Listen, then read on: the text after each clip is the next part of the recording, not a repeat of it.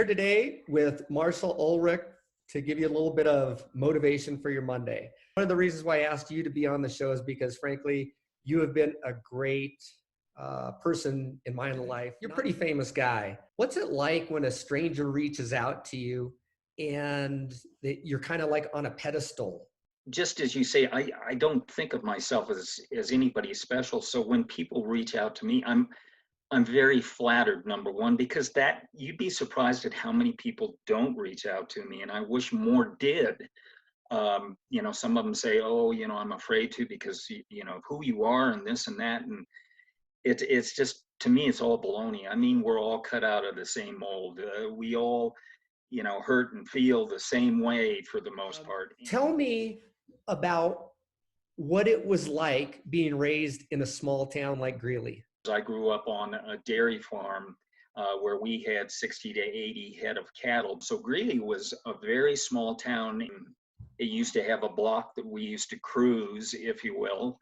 And they used to call it Dizzy Block. We'd go around and around and around, and it used to just drive the police crazy. And so there was a little cigar store there and a barber shop there. And interestingly enough, there was a barber, and I can remember him cutting my hair and thinning it and thinning it and thinning it. And he said, "Man, dude, there's one thing you're never going to have to worry about, and that's going bald." What values did you learn growing up in a small town? I think a lot of it, growing up on a farm, really helped a lot because a lot of it was based on just hard work. I think if a person has a good work ethic, I think it goes a long way. Plus the fact that, we were just able to get our hands dirty. It was good. It was, we were very grounded. Mom made soap for us. We made our own butter. How do you teach work ethic? Well, I think work ethic has a lot to do with being disciplined, keeping a focus. I'm thinking of my next door neighbor who lives right here. And, in this modern day and age, he is out there with his kids. He's got like a 4, a 7, and a 10-year-old. And he's out there chopping wood with an axe. And he's teaching them that discipline. And the way he does that is he leads by example. What has been the toughest thing that you've done in life? Boy, I think that's a really good question. I think the toughest thing that I've had to deal with is I've kind of gotten in the way of myself, a lot of times. And it's overcoming my inadequacies, if you will, and, just self-regulating.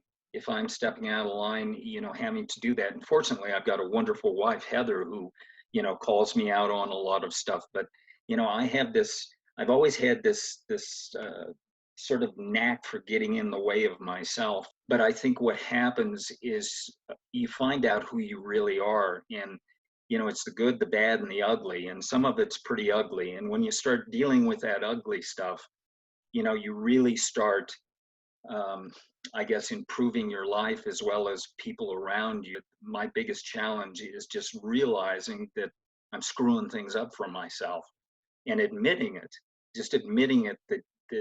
that you're not infallible, that you've got all these flaws, and, you're the one who's going to ultimately have to struggle through and find your way. Who are the people that you want to associate with? Who are the people you don't want to associate with? And those ones that are very special, embrace those people, because they're the ones that you're going to learn a lot from, such as yourself, Jason.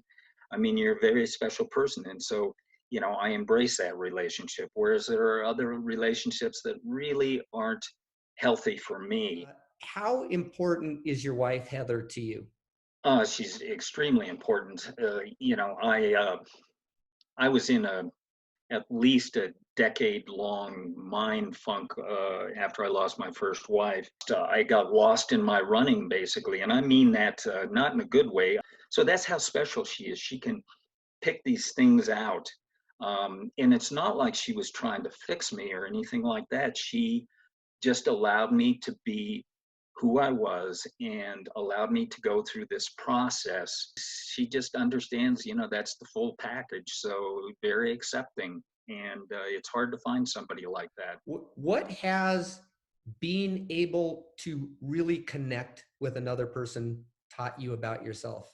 In one period of my life, I was afraid to connect with other people because then I think I felt that if I connected with them, they would realize who the person they're connecting with is, and maybe I'm not genuine or something like that. So I think I was really afraid, the more that we connect with other people, they can show us the way, because a lot of those other people have really been through what we're going through.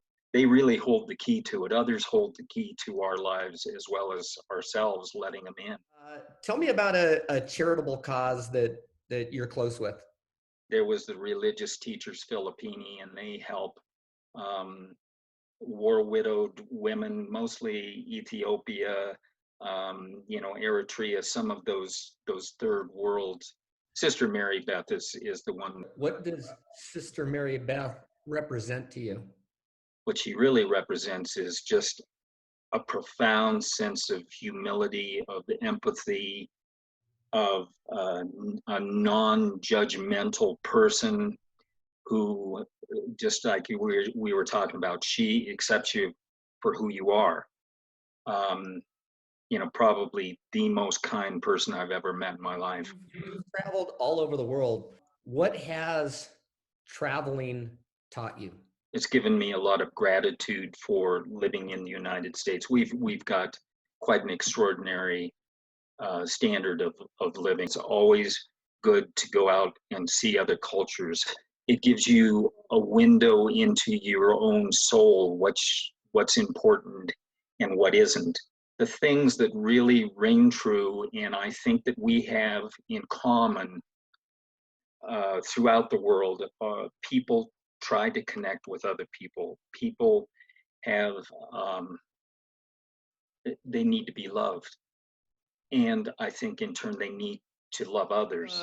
You've written a couple books. What did you learn by writing books? Writing was a very unnatural thing for me. So it was kind of overcoming that fear of being inadequate, that I didn't have something important to say. Writing allows you to sort of peel those layers of onion skin away to where you get to the bottom of things. Expose yourself, just be as raw as you can. It's kind of my parting word. I think what I'm trying to convey to people is a message that I've always believed, that I would like other people to believe. All of those things that I've done in the past, climbing Mount Everest or running across the United States, or, whatever it may be, those really aren't that important at all. You really have a chance to delve into, who you are. By going outside, you're actually going inside. Nature is very unforgiving, but when we're out there and we understand that, we realize how very small we are in the universe. Because when we start feeling small, we start rebuilding and we start feeling whole also. Put down the gadgets and disconnect to connect. Boy, yeah, I've got a lot of failures. I lost my first wife. I've had 2 divorces before I found Heather. So, and much of that had to do with me not willing to look at myself. I guess they're failures in a way, but they're also building blocks. So there's good and bad to everything. I've won Badwater several times. And I've also failed at Badwater several times, more than several times. And I've always learned more from my failures than my successes. After a failure, how do you pick yourself back up, and how do you exercise resilience? If we stumble and fall, we have to pick ourselves up, and it's not, keep dwelling on whatever obstacle it was that you tripped on. You just have to remember, try not to trip on it next time. What gives your life meaning? reaching outside of ourselves and doing something for somebody else. Why do I get to be Marshall Ulrich's friend? Because I admire so many things about you, so many of the, I know that some of the struggles that you've gone through, I can't pretend to know all of them. And you've persevered. You're a person that I look up to. You're genuine. You're authentic. You're the type of person that I would strive to be on some level. I don't have to, be the complete Jason, but I'd like to have just little bits and pieces of you here and there, and I like the way that you model those. So it's important for me to have you as my friends, and so I'm hoping that society is sort of a light bulb's going on where you can't just focus on these negative things. And so I'm hoping there's something that's positive that's going to come out of all this. And I'm hoping that, we as a society will start supporting each other. If you could tell the world one thing, what would that be? Don't take yourself too seriously. We're going to end on that one, Mars.